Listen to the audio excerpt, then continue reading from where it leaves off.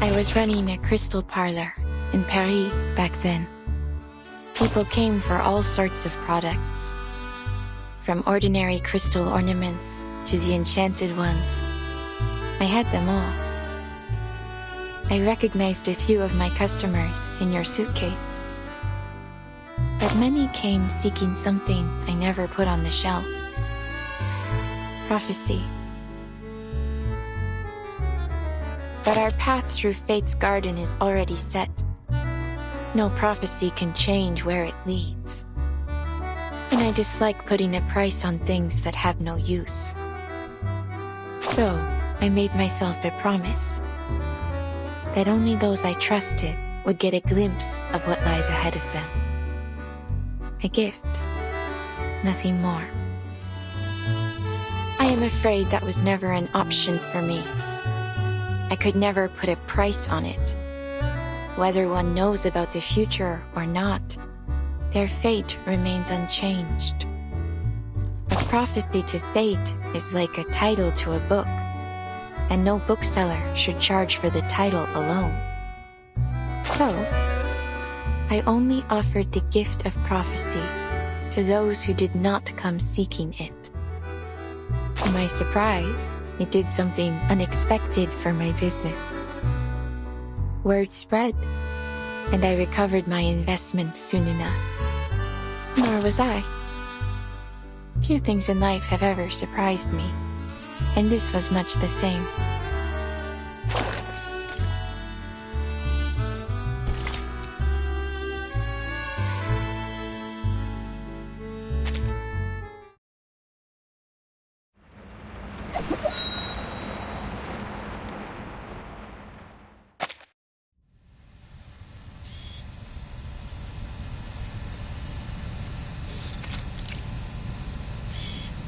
The Tavernier Curse. Every member of your family is destined to hunt endlessly for treasure until they meet their end. Pass through blood relation, usually to the relative closest to them. You don't believe in this so-called curse, do you, Miss Tavernier? Or should I call you Broom?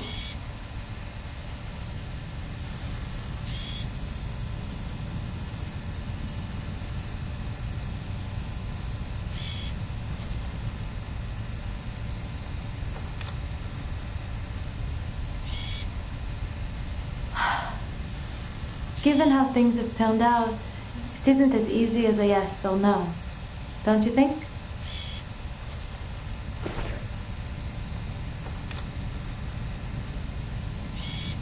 But say it is true, then what of it? We're all going to die, no?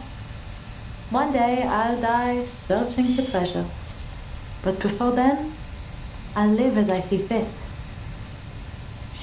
I don't plan on wasting away my days in fear.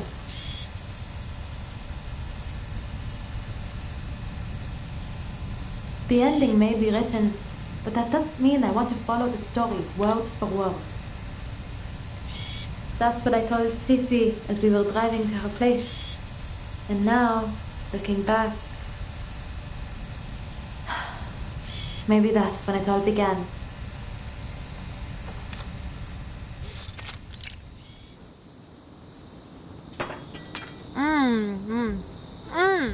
So good. This gratin is the best. How'd you get so much flavor out of a simple potato? You like it then? It's just ordinary home cooking, really. Maybe it's finally time you started doing it yourself. Well, Papa didn't exactly teach me much in the art. He'd just pop open a tin can and say, "Be grateful. When you're in the jungle, this is a luxury." But he never took me to the jungle. He never even let me leave Paris. I still haven't been anywhere.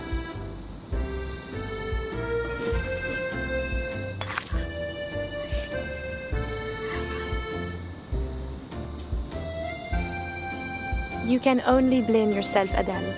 You were the one adamant about not becoming a hunter. Of course, because I don't want my life planned out like a stage play. And don't pretend you didn't have a part in this. You're the one who picked the page number in the advertisements.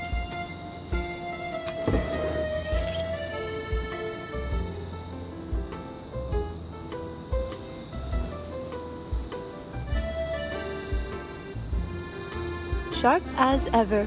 Since we're on the subject, how is work going? Any interesting fairs lately? There was one thing. Not sure if I would call it interesting, though. Peculiar, perhaps?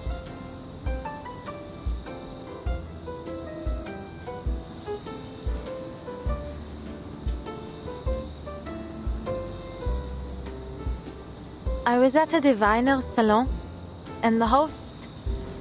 I don't know, I think she was trying to scam me. She started rambling about all these strange things that would happen. Things that sounded a lot like the Tavernier curse. And then she... well... she died. Died?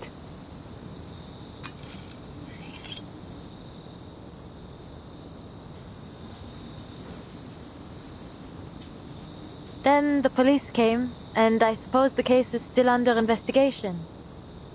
Anyway, you know what I think of those diviners. They're not exactly people you should take seriously. Then why were you there? Not by choice, that's for certain. One of my clients was interested, Madame Felicienne. She always gets these sudden whims and insists on having everything done just as she pleases. I wouldn't have crashed my car if she hadn't... Bah, forget it. How's university life?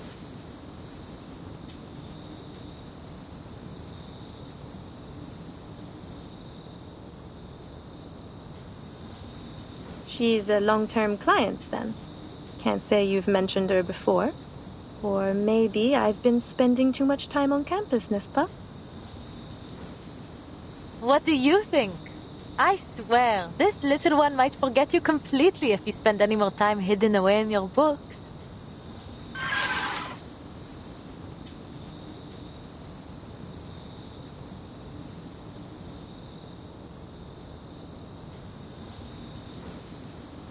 Oh, I know better than that. This sweet little thing was summoned by your family's incantation.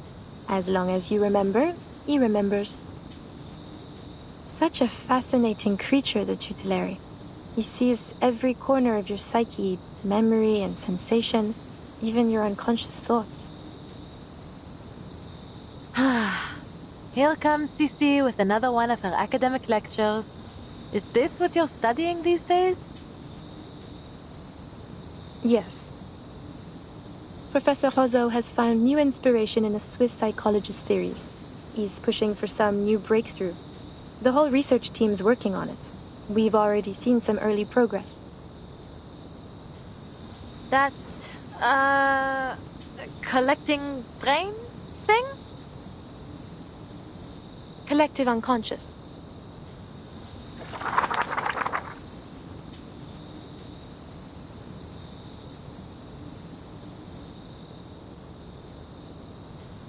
D'accord. I won't forget it again. Says the one who invents a new name for it every time. But it's even more complex than you think, Adele, and very important. It may even help us make Paris a better city. Imagine the minds of people like islands, each floating on their own. And the collective unconscious as the water that links them all. This is Jung's idea of the collective unconscious, a psychic space shared by all of humanity. Human aggression, whether it be war, class conflict, or tensions between humans and arcanists, has always been a constant.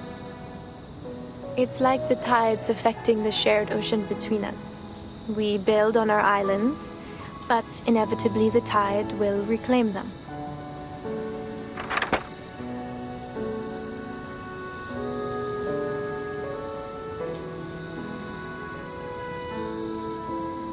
Maybe this guy's onto something. We're all fighting for our place in these troubled times. But I don't understand what's unconscious about it. Are you saying that deep down we're all war-hungry maniacs? Certainly not. But we are all under the influence of this collective mind. That's why the same conflicts happen again and again, in all times, in all places, and to all people. We can't force back the tide, but what if we found a new way to change the ocean itself? Fill it with a new nature, one of peace and equality. Even one tiny drop of new thought could make a world of difference. What we're trying to do is find some way to practically influence the collective unconscious, to create real and lasting change for everyone. I believe, truly I believe, it could do more to save us than any law or reform ever could.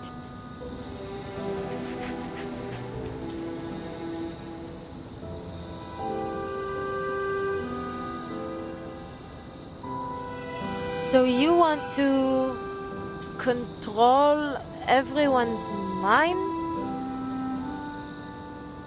What? No.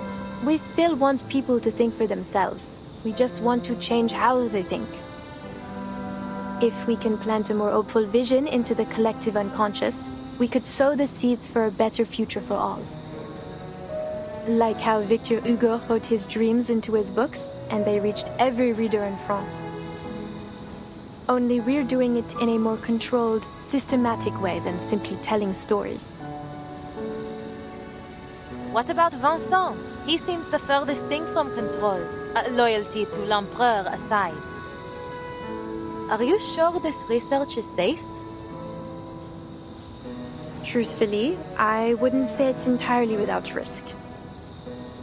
The collective unconscious is a sea of primordial images formed into cultural motifs and symbols. The more popular that symbol is, or the more often a theme occurs across cultures, the more powerful it's said to be in our collective unconscious. Take Napoleon, our conquering hero king and cultural symbol. Vincent? Well, he's always admired him, so perhaps that made him more susceptible. We're working in the mind, so it's understandable that there might be some unforeseen effects.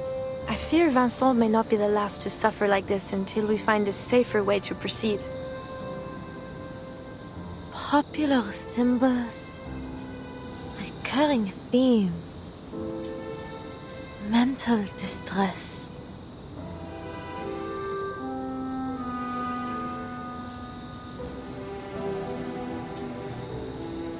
They have awakened from their centuries-long slumber, bringing torment upon us. We have called them forth. We have set loose this horde.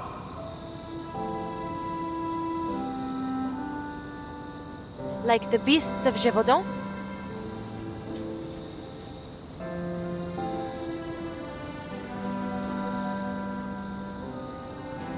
That old legend. But why would the beasts of Gévaudan be... Wait, you might actually be onto something. As the rumors about the beasts have spread, it has gained a new identity in our collective unconsciousness, planting the seeds of terror inside just about everyone. Formidable!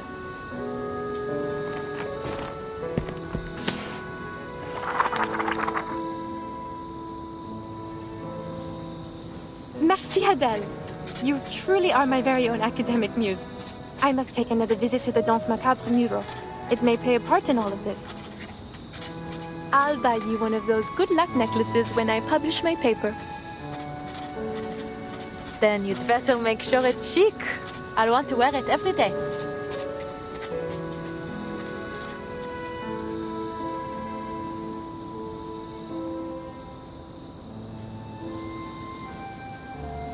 So, what comes next? It's only a thought for now. One I must keep to myself. But you'll be the first to know when it's confirmed. I swear, you, and indeed the whole world, will be shocked. You know, and please don't laugh. Sometimes I feel like an adventurer too, hunting for hidden treasures with my pen and paper. I suppose what I do isn't all too different from your parents after all.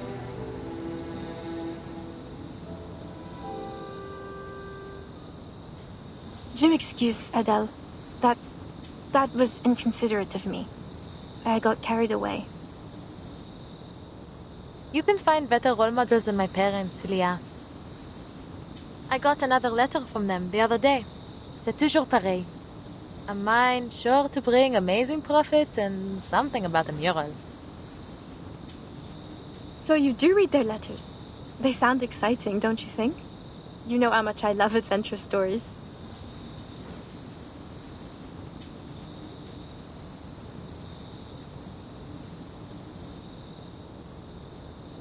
That you do. Sometimes I think you're more of a tavernier than I'll ever be. I suppose I have always thought of you as a sister. Anyway, enough about that. Where are you taking your client tomorrow? To Rue de la Paix. There's a crystal parlor we're going to visit. Because of what that diviner told you? You must be the master of your own will, Adele. Don't let your subconscious make all the decisions. Whatever you say, Madame Professeur. I mean it. So many things in life are stirred up from the depths of our minds.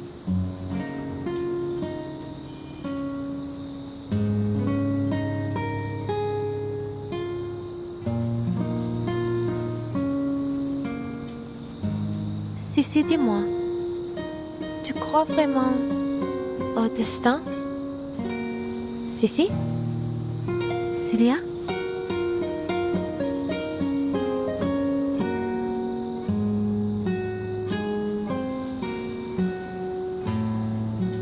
Bon, bonne nuit, chère amie. Que demain nous porte chance à toutes les deux.